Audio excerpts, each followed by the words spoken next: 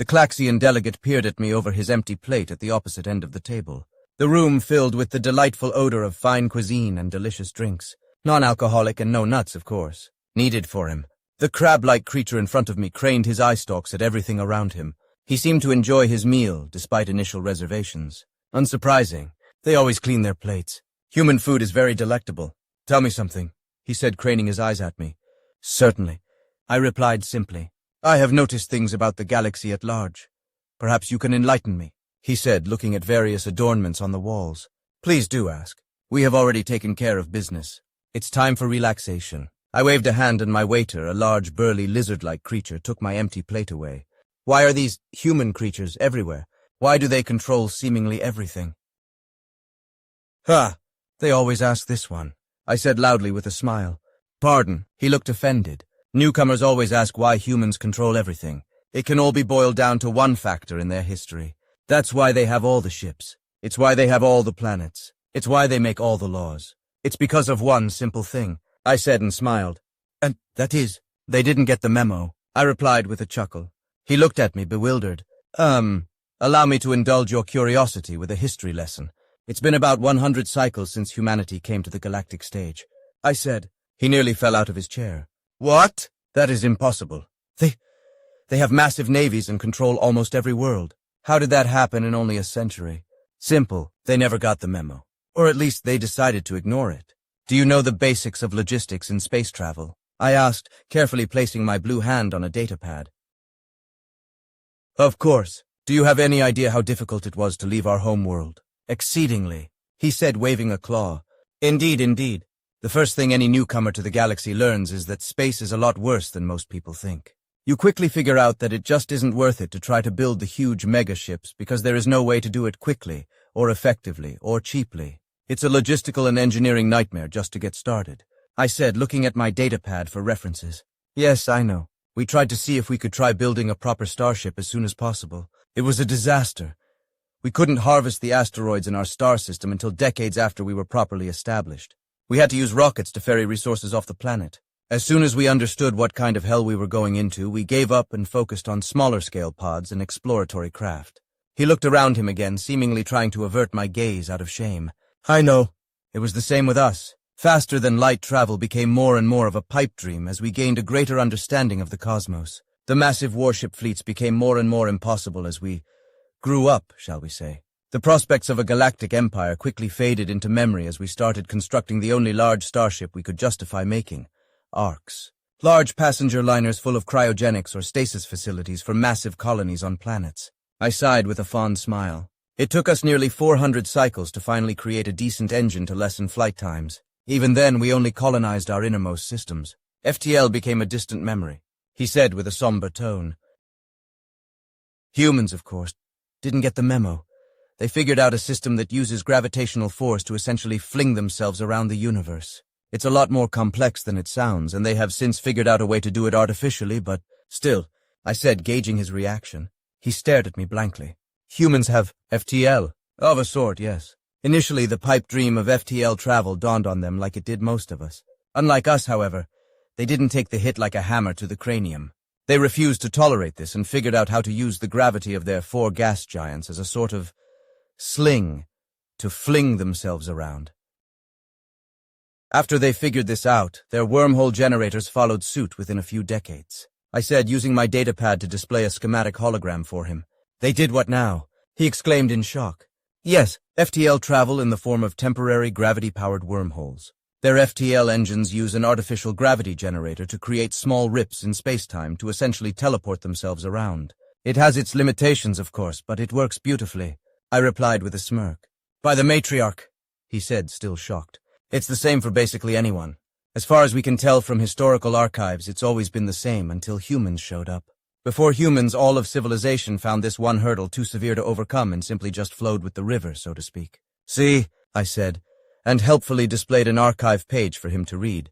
We chatted a bit about galactic history, BH, or before humans, how the concept of FTL failed to take hold in almost every civilization in history.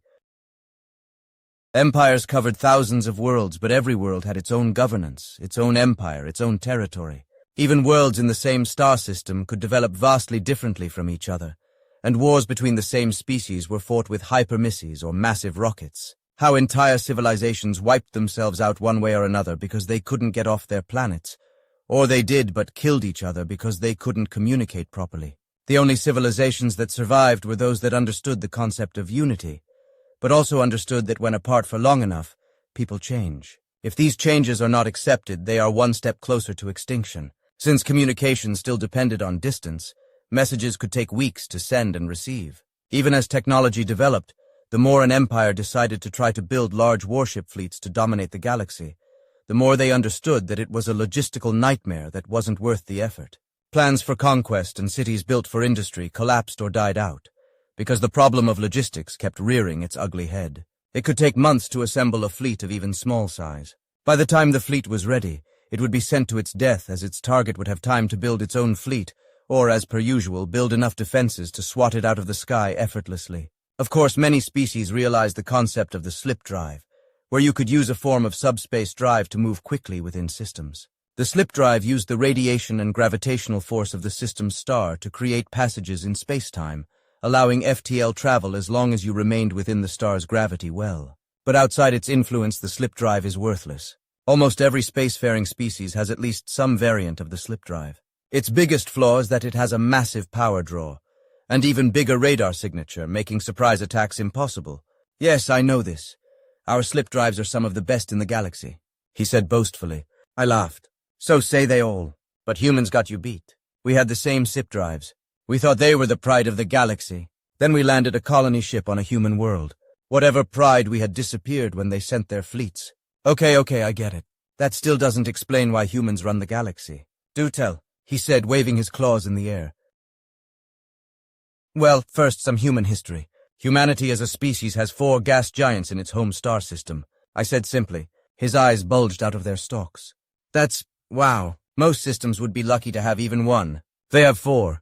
Yeah, 4 of them, within reasonably close proximity as well, all of them a different subtype. Neptune, Uranus, Saturn, and Jupiter. Technically 2 gas giants and 2 ice giants. These planets are within reasonably close proximity to each other, creating their own secondary gravity well in the star system. Humans have figured out how to use these gravity wells to fling themselves around, sort of like a slingshot. I did my best to demonstrate with my arms, trying not to appear juvenile. Well, that's impressive. What kind of anomaly is their homeworld, then? A death world. Hurricanes, volcanoes, earthquakes, diseases, viruses, hostile native life forms, regular atmospheric shifts and polarity switches. A death world, full of death. And it's a world, I said. He looked visibly shocked, and I could hear his chitin chattering. Yes, isn't it? But apparently a death world is the best option for creating a species that succeeds. So, as I said, humanity is on top because they never got the memo. The memo that says no massive fleets because FTL no worky. Humanity is an oddball. I smirked, fully aware humans would be listening to this. So, how exactly do they control everything then? He asked. Well, in terms of our present situation within that context, we just can't be bothered. I said, simply shrugging in response. Wait, what? We can't be bothered. Humanity came along and essentially showed us what was going on. We thought it was impossible to have massive warship fleets. Suddenly humans show up with battle cruisers and assault carriers. We thought it impossible for large-scale mining operations. Humanity shows up and gives us a demonstration of their planet-cracker mining ships. We think empires cannot exist across star systems because FTL communication does not exist. Here comes humanity with the internet. I droned on for a bit. Okay then. I could tell he was getting bored. Right, sorry, I tend to babble. The thing is, humanity had accomplished everything we thought was fantasy. So when they invited us to join them, at no cost save to follow their rules, we saw no reason to argue. The more they spread, the more the galaxy realized what's the point of fighting back. Their rules are reasonable, the laws properly enforced. They're tech leagues above us. So all in all, we just went, meh, why not? And went with it. And here we are, human, in effective complete control of the galaxy. No wars, no violence, no death. They just, Teresa, I said. What exactly do you get in return? He asked, curious. Well, there is a grace period, of course, so they can test our ability to follow the rules. We join their navies, armies, and mining fleets. We do the same jobs they do.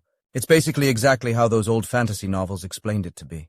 Eventually, we are allowed to build our own ships and add to the navy. Then we are allowed to unite our disparate empires and go it our own, or simply stay with them. My species has simply decided to just stay with them. That's why I may not be human, but most, if not all of my people call ourselves Terran. I rang a little bell and called for drinks. I see, he said, curiously looking at the terms of service contract. So, if I sign this, what will happen? Human warship fleets will appear in your home star system and any other colony you own. You will trade, you will sign up to learn. Then you will, under their supervision, learn to mine resources, all of which will belong to you. Then they will train engineers. Those engineers will then work as recruits in the Navy until a certain amount of time passes. Then they will be allowed to spread their knowledge to the rest of you. After a time, humanity will use its intranet to connect your entire species together. Then you unify under their protection. And on, I explained calmly. It can't be that simple. It can't be, he said, his eye stalks straining. Oh, but it is, friend. It really, really is. We were surprised when they made the same offer. Now we have a fleet of our own, comfort, security, 24 star systems, and a booming economy. We are free to go alone at any point, as the contract states. We chose to stay. Some of us simply decide to join them entirely and all become Terran. There are no catches or clauses, save for the terms to help in times of emergency or sign up in times of war. Beyond the standard stuff you would expect, that's pretty much it, I said proudly. He looked at the terms closely, silent for several minutes, simply reading the contract. Yes, it is a difficult choice, isn't it? It's completely against nature that an empire that rules the galaxy allows itself so openly to recruit almost anyone within reason. It matters not what species, they will offer this to everyone. All you have to do is follow their rules, which are entirely reasonable. Most species would wholeheartedly agree with all of them. They are happy to make concessions for those you don't agree with, again within reason. There are absolutes they will fight you over, but they seem to have an unparalleled ability to reason with people. I explained. He looked at me, then back at the contract. Then again at me, seemingly attempting to make sense of what reality was. He used a claw, reached behind him and let out a yelp as he pinched himself. He looked around, shivering a bit. Then, without any further words, signed it and held up a glass of juice in a toast. To the future. And a bright one it is. I replied in kind and downed my wineglass.